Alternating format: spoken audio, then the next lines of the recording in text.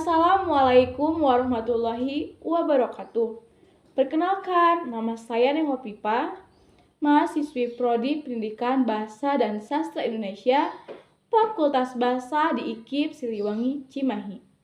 Pada kesempatan ini, saya akan membacakan satu buah cerpen hasil karya saya sendiri berjudul Kancil dan Kura-Kura untuk memenuhi tugas dari mata kuliah apresiasi dan kajian prosa yang dibimbing oleh dosen pengampu Bapak Agus Priyanto MSN. Cerpen ini merupakan cerpen Fabel yang merupakan antologi dari cerpen anak-anak. Mau mendengar ceritanya seperti apa? Yuk dengerin. Diceritakan pada suatu hari yang begitu cerah, Kancil yang hendak pergi ke ujung jalan tidak sengaja bertemu dengan kura-kura di bawah pohon cemara yang rindang. Kancil pun berkata, "Hai kura-kura, aku mau mengajakmu untuk balap lari. Siapa yang sampai duluan ke ujung jalan sana, boleh memakan sepuasnya buah-buahan yang ada di sana," ucap Kancil. Kura-kura pun menjawab, "Kamu mengajakku untuk balap lari, Kancil?" Kancil, "Iya, aku mengajakmu untuk balap lari."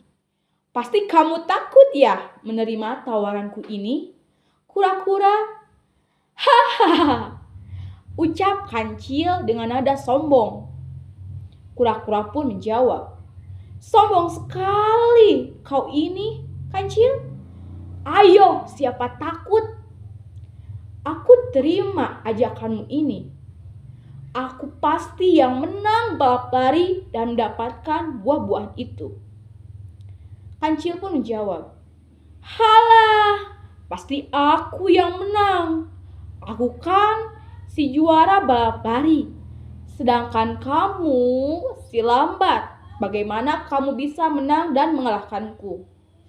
Kura-kura pun menjawab lagi, "Kamu mengejekku, Kancil? Akan kubuktikan padamu. Aku yang akan menang." Kancil, "Kamu lari duluan saja. Kura-kura, kamu kan lelet. Biar aku nanti mengejarmu." Hahaha. Hahaha, kata Kancil. Kura-kura, "Baik, aku lari duluan," jawab kura-kura sambil mulai berlari. Kura-kura pun berlari.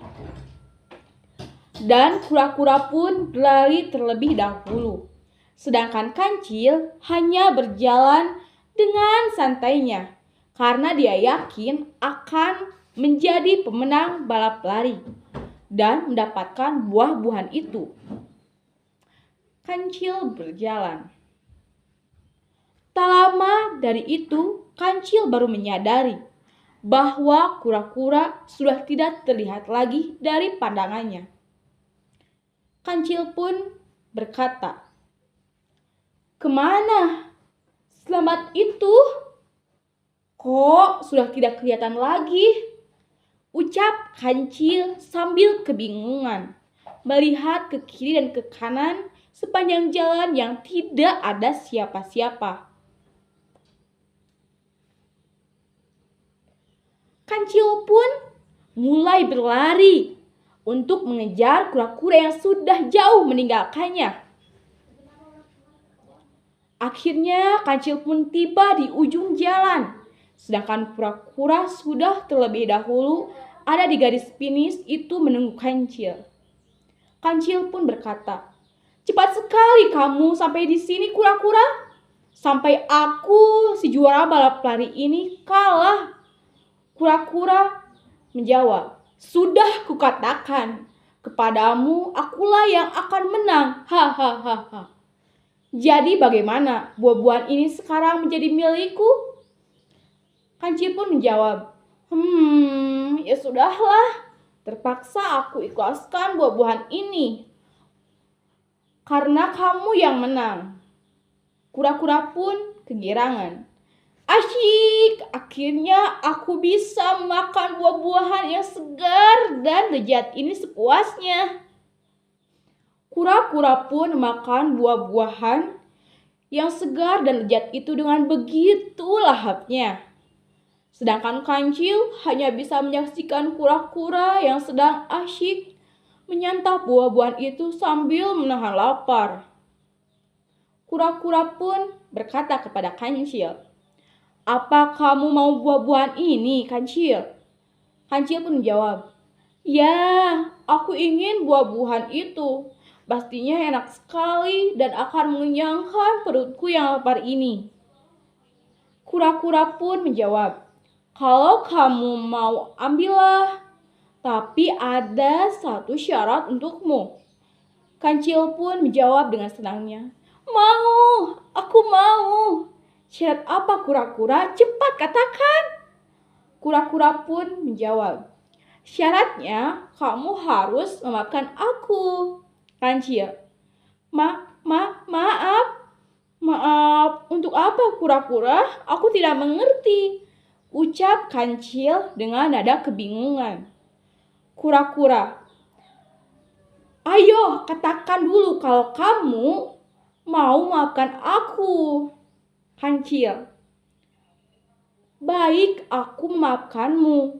Tapi aku masih tidak paham. Maaf maksudmu maaf untuk apa?" Kura-kura, "Aku mau jujur kepadamu. Sebenarnya aku sampai duluan ke sini bukan karena aku cepat lari, tapi karena aku dibantu oleh burung elang sahabatku. Tadi aku naik ke punggungnya, hingga akhirnya aku bisa sampai ke sini, mendahulimu." Kancil pun kaget. "Jadi kamu curang ya, kura-kura? Hingga akhirnya kamu bisa memakan buah-buahan ini?"